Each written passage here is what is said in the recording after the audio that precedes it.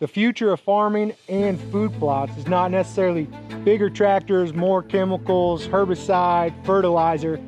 It's not disturbing the soil and plants. No-till drill, using high-quality blends, all that's going into improving soil health. That's why we're here today with the boys from Green Cover Seed. They're going to explain how we have turned these rocky Ozark mountain soils into productive food plots. This is Zach Lauk and Colton Tony.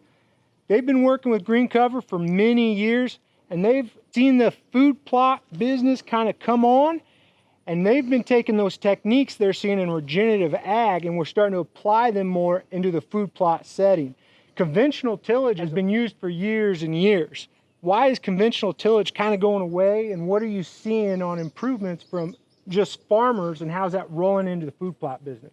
Especially on a food plot business, when you start looking at the cost of tractors and equipment, it makes a lot of sense to start the conversation of, hey, maybe I just need a tractor and a no-till drill instead of a disc, a harrow, and all those other things that big farm or a farm of scale might possibly have. And that's just the beginning of it. The next step is, you know, as caretakers of this ground, like we want to take care of it as best as physically possible. And looking at our past and just monoculture systems, they don't work. They're not that good for soil. They're not that good for our biology.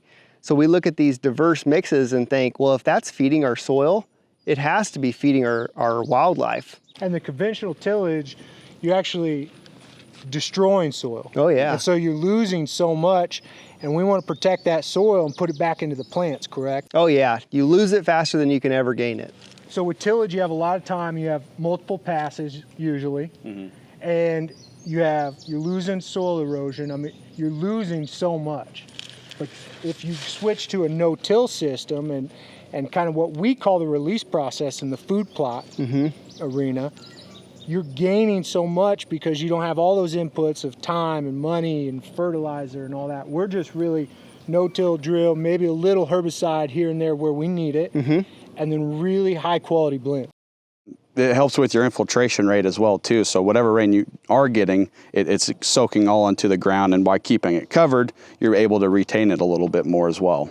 Because in that conventional setting, it just runs off or it evaporates extremely quickly. So you get a 2-inch rain and you think, man, we got rain, you lose it real fast.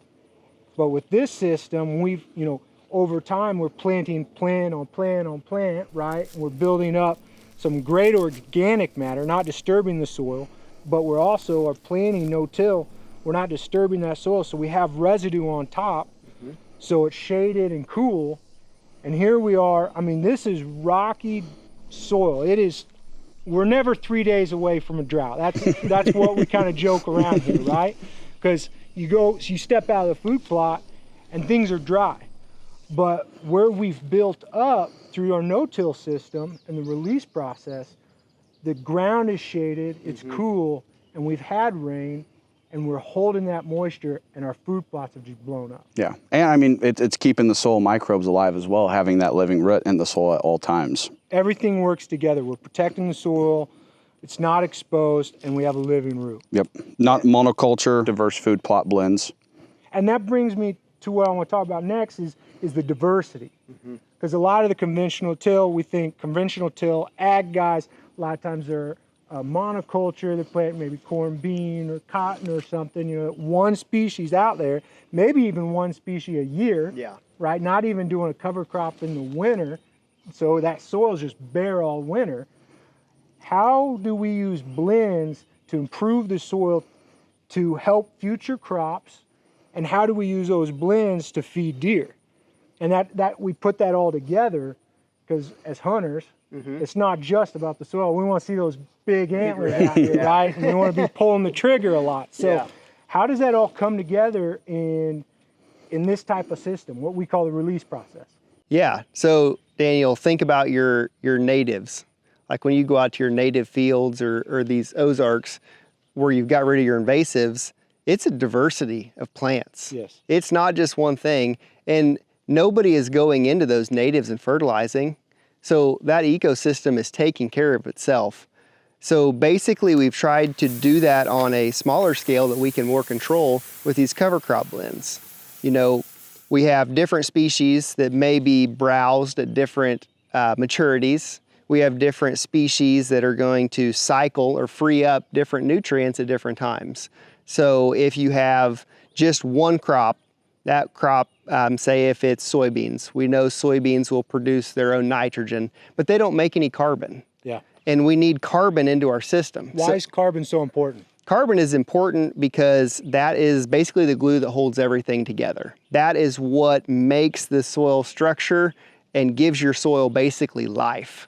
That's what goes into it. And when we disc, we lose all that carbon. It's just like a flash fire to it. You know, if you take and you burn a pile of leaves, boom, all the carbon burns off first. Very similar to your soils.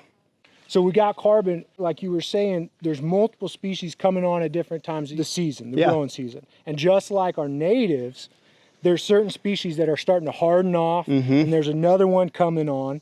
And so it's kind of that time release food source, but we can pack even more tonnage per acre in a food plot than the natives can do. Oh, yeah. And then we're still getting that time release food source. And buckwheat, we were walking through here earlier today and we were talking about all this buckwheat flowering that we're kind of double dipping on. And tell us why buckwheat's one of those species that had been in the blends, not only in our growing season or summer blend, but we also have it in our fall blend. Yeah. And why that's so important. This is just one species of many out here. We got sunflowers and several different types of broadleaves. Cowpeas, you know, legumes.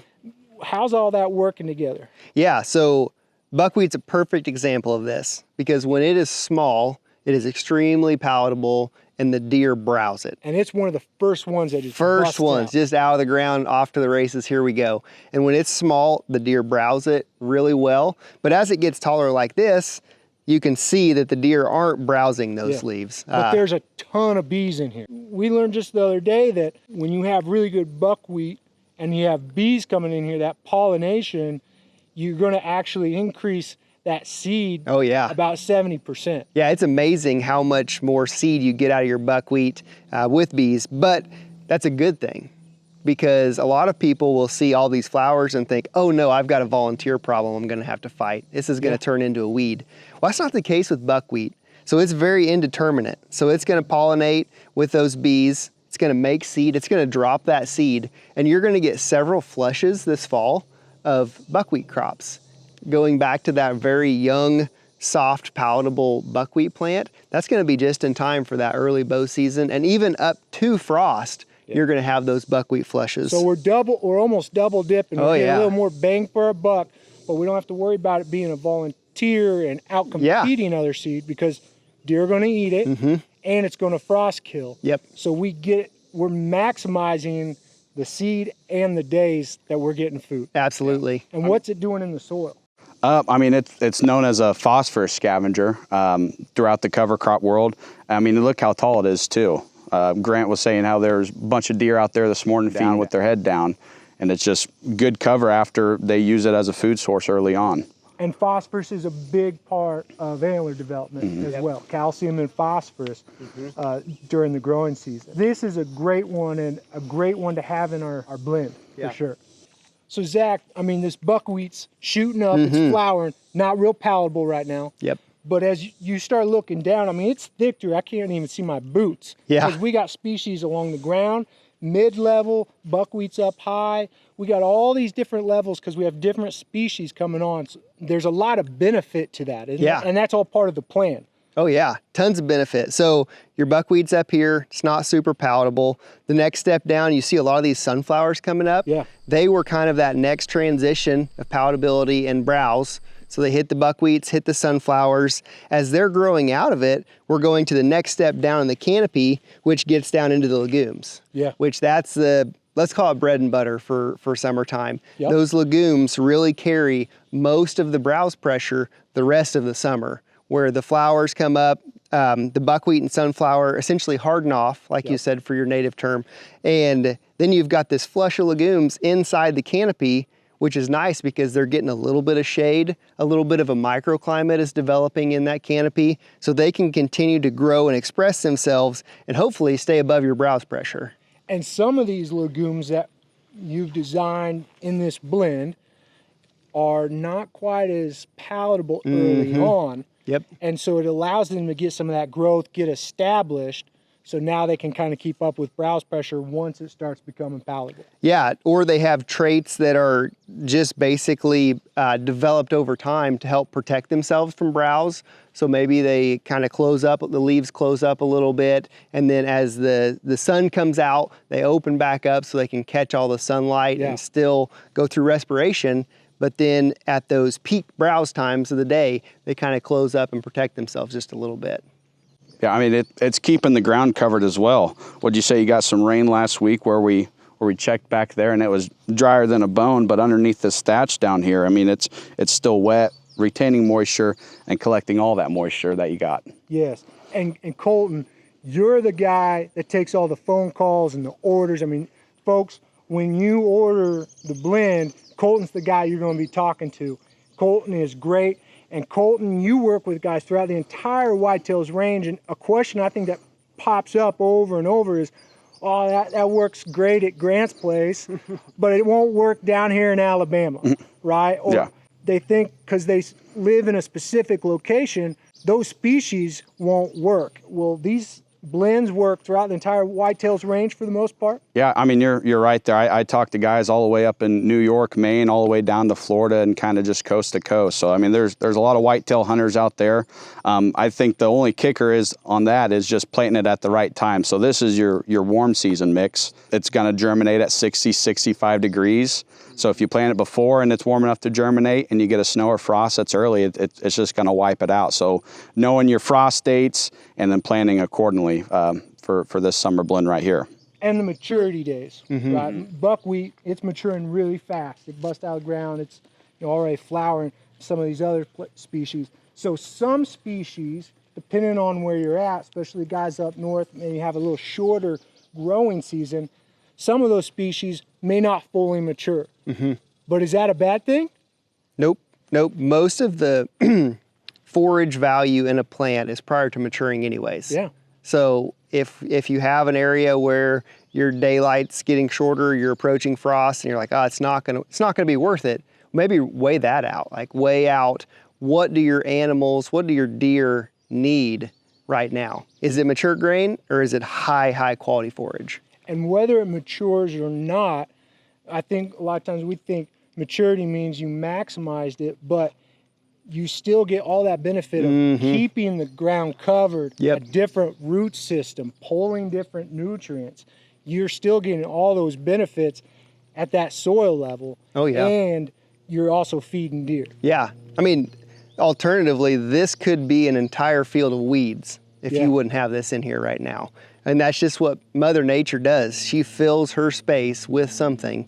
So we just will put something on it that we want. We were touring the property, looking at food plots, and there's a spot down on the south end of the property. It's an old pasture. It is burnt up, rocky. Soil is dry right now. It's had the same rain that we've had here, but everything's just dry, and the soil is just nothing. And I've been down here, and we have moisture in here, in the soil. And that's all based on we're keeping that soil covered. Oh yeah. We've got something growing, and then we've got these layers holding that moisture and capturing as much sunlight as we can up top. Yep. And we're growing great, healthy plots, even though the native species down there are brown and dry. We have a lot of moisture in this forage and very green, very healthy. Oh yeah. Healthy soil will carry you a long ways in those dry patches. It's very forgiving. Yep. Growing Deer is brought to you by Bass Pro Shops and Cabela's. Also by Green Cover Food Plots, Winchester, PH Outdoors, Steel, Morel Targets, Fourth Arrow, Soil Pro Outdoors, Scorpion Venom Archery, Case IH Tractors, Burris Optics, and Redneck Hunting Blinds.